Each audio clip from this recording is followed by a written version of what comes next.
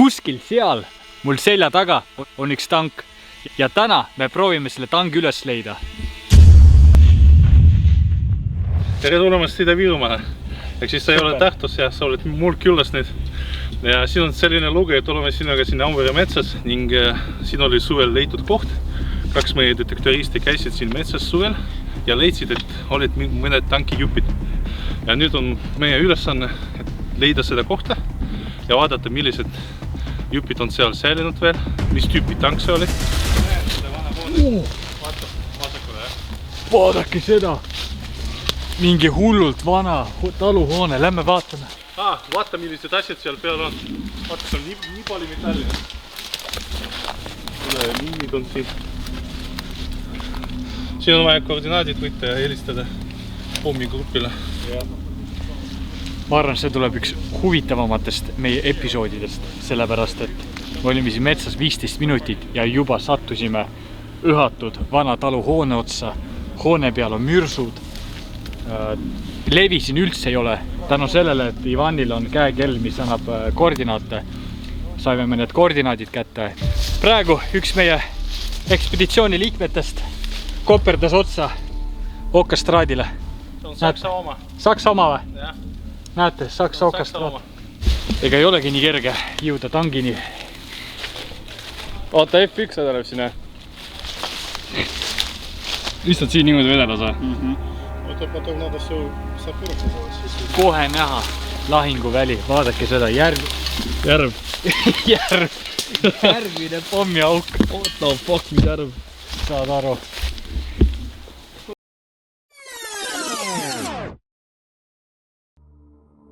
Sinna poole on liikuda veel orienteeruvalt 300 meetrit ja olemegi selles alas, kus on see lõhatud tank. Nii et jätkame liikumist ja loodan, et ei tule väga hulle üllatusi. Järjekordne pommiauk. Ja siin pommiaugudes võib mida iganes olla. Tavaliselt tehakse niimoodi, et võitakse genikakaasa, pumbatakse vett välja ja hakatakse otsima. Ja sealt sees need asjad metallist nii hästi säilinud nagu uued. Siin laibad ka võivad olla inimjaanused. Tavaliselt, kui olid siuksed kõvad lahingud, siis pannakse kõik need surnud ja tapetud sõidurid selle pommiaugu sisse. Nüüd oleme sealt poolt. Järelikult meil on vaja sinna minna. Что ты нашел, Дань? Varuosad. Jaa, Ma kuulsin jah. juba tulevad tangi varuosad. Midagi leiti. See on midagi suuremad, jah? Смотри. Da. See on mingi kaan või? Kurat, kus kaalub. Ja ideaalis tahaks seda kaasa võtta ja muuseumile üle anda, jah? Jah. See on meie plaan. Смотри, еще одна броня. Ossa, veel üks soomus. Järgmine soomus.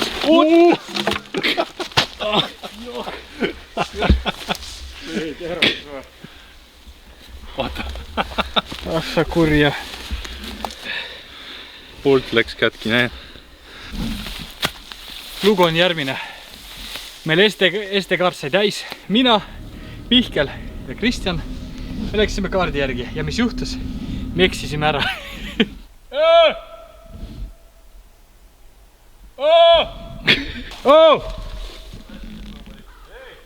Siin vist Saksa kulipildaja tulistas, siin on hülside teisi. Tema tükk, jah. Et see oli siis kuulipildaja pesa siin. Arvatavasti. MG42.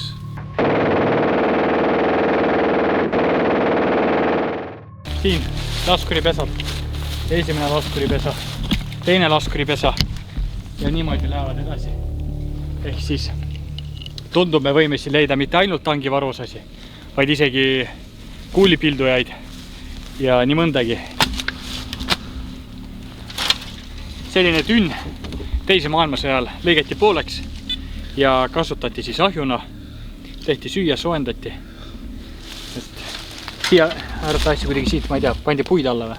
jah, väga võimalik, samas vaata, see ei ole nii kaugelt sellest kaevikust, mis sa oled leidnud. Väga võimalik, et need 2 sõdurid, kes elasid seal, kasutasid seda tüüniahjuna. nii, siin me praegu leidsime mingi väga huvitava leiu. Proovime välja tõmmata. Proovi, see on täiesti üle. Oota, see on ka mingi plahvatus. See ei ole meie tangi oma, jah. See on see reaktiivmürsk, jah. Mürsk tõmbas lilleks niimoodi, jah? Okei, vot selline näeb välja üks lõhatud reaktiivmürsk.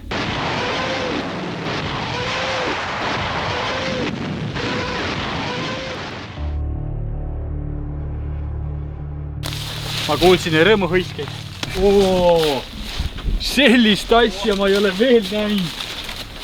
Ossa raks. Tšekka seda. Te kujuta ette, milline see plahvatus pidi olema, et visata niimoodi juppe laiali. See on vist Suus 76.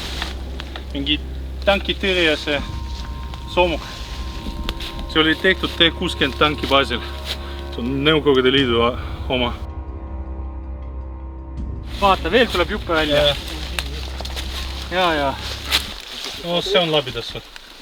Labidas, jah? See on suurem labidas. Suurem labidas. See on pööre labidas.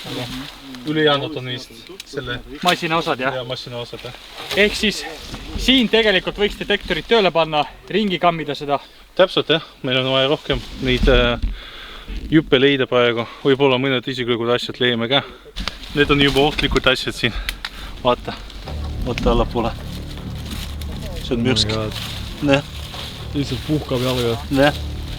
Näete, vees kõik annab signaale. Et sellises kohas tegelikult oleks hea magnetiga tulla ja lihtsalt visata magnet siia. See on vist mürsk.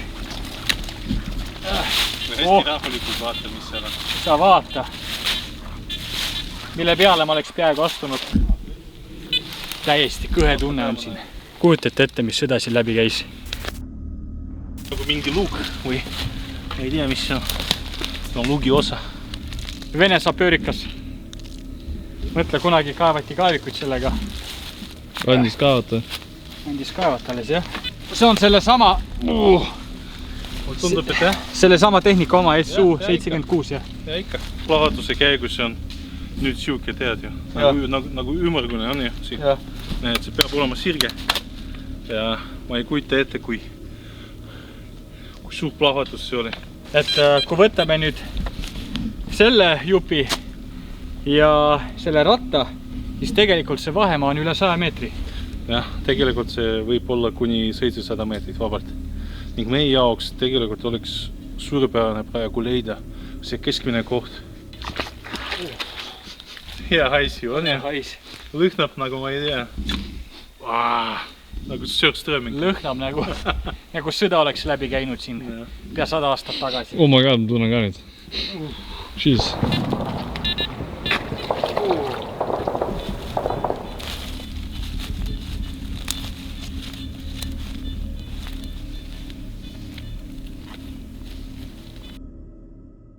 Ivan, suur aitäh sulle, et sa kutsusid meid sellele huvitavale ekspeditsioonile, kus me leidsime siis nii-öelda tangi varuosasi.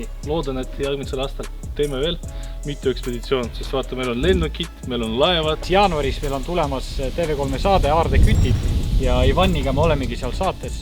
Nii et kellele meeldib selline sisu, kindlasti pange meie kanalile subscribe, pange Ivan Krausele subscribe ja likeige videot.